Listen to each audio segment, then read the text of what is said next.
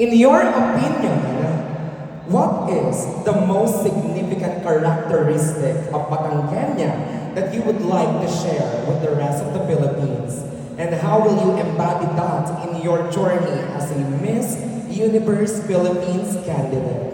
One more time.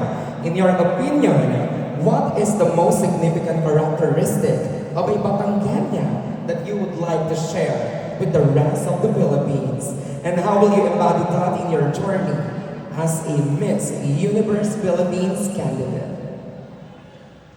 Aside from being Barako, one of the most beautiful characteristics that we possess is resilience. With the recent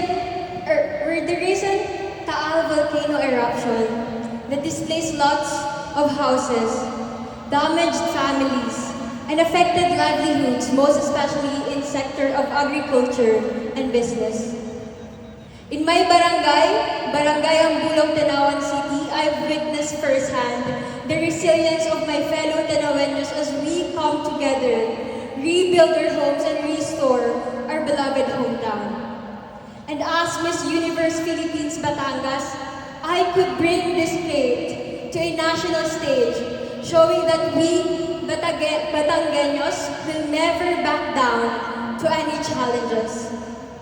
Rising from the ashes, we emerge stronger, proving that we Batangueños will still be strong in face of challenges. Thank you.